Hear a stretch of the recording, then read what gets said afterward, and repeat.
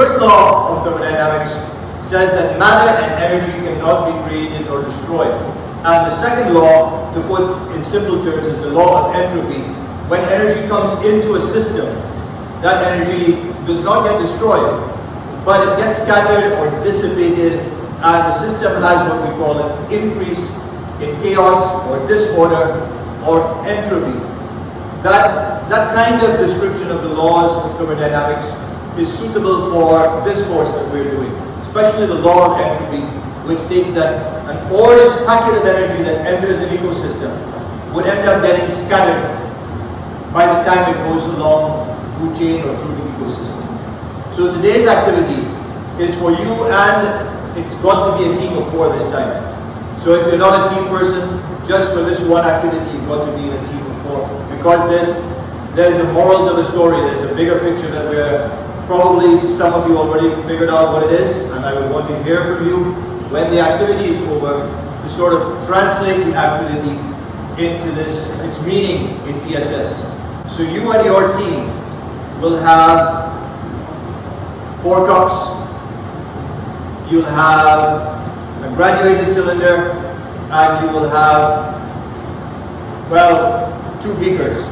First beaker is where you measure from the graduated cylinder and you put 50 ml or some volume that can fit like half this cup. Okay?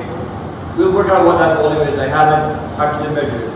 When you know what volume is in this cup, then you are going to pour it into the first person's hand and transfer it across your chain of 4 people and get to the last person, pour it back into the cup, put it back in the cylinder and see what the volume is. Okay, so a lot of the energy actually does not get to the plant, and so there is a loss of energy. So when the primary consumer, which is the rabbit, consumes some of the it's not getting all the energy because there was heat loss. So this next trophic level is getting less energy than this one. And so it keeps going.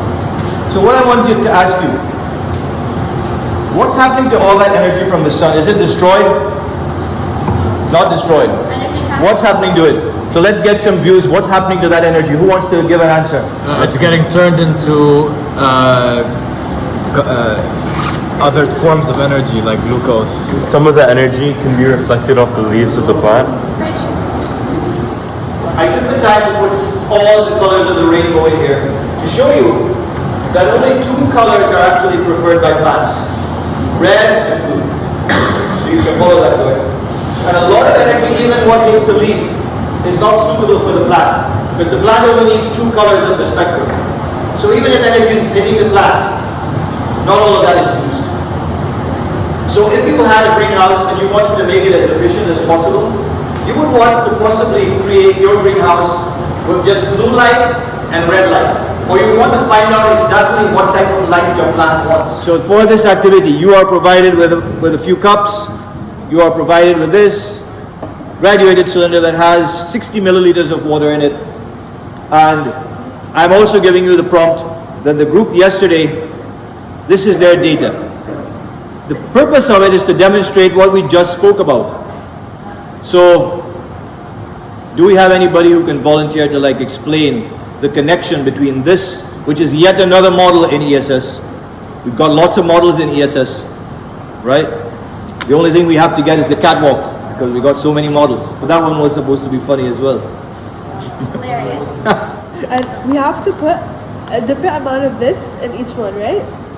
The law of entropy states that there is a degree of randomness to how everything happens. So by kind of just pouring the water over these cups in a random order and then measuring how much we have in the cups, each time my guess would be that the cups have different volumes of water in them, showing how every time there's a degree of randomness that's just natural to science and the world and experiment. In the last class, the group had multiple cups that they were pouring water into, and in each one, successively, the amount of water decreased. I think this is a connection to the concept that as energy flows through the different trophic levels of an ecosystem, the total amount of energy available decreases, and the rest is dissipated as heat or as waste in a form that cannot be utilized by the next level. How we could simulate that is we have these cups, and what we could do is we could poke a hole in the cup to simulate the loss of energy, for example, through respiration and waste heat. So what we could do is poke a hole in each of these cups and then pour the water into the cups and do kind of like a chain of cups. If you've ever done the activity of like having multiple buckets and trying to pour it over the back of your head, we did this like in field day in elementary school, somewhat like that, where you have a leaky cup and a series of leaky cups where you're trying to transfer as much energy as you can from one to the next. So by the time you get to the final cup, you'll have lost a lot of water. And in this case, the water probably represents energy in an ecosystem, and each cup represents a trophic level. So as you go up the trophic levels, your amount of energy that ends up in the final trophic level will be decreased as a result of the second law of thermodynamics. Right. Thermodynamics. Now, this is 60 milliliters of water. This here is the sun. You are the producer. Open your hands like a cup, like you're going to collect as much water as possible. You want to catch as much of the sun's energy as possible, Sean. You're a plant. Okay, you're a producer. It's going to get wet though. Don't spill anything. And when I pour this into your hand, put all of it into the cup. Pour it into the cup now. All right. That wasn't that bad. All right. Yes, Sean. Thank you for that. Good. So here we have the sun. Without having to poke holes in the cup, and to get everybody in the group to participate, we can take the activity to the next level. After Sean has put 50 into this now, this is what he, the producer, has created. Then we'll have another person who will be the primary consumer. We go on like that. Eventually, we'll run out of water. Right? We'll run out of water eventually, and that is exactly what happens in the flow of energy in a system. You cannot have more and more consumers.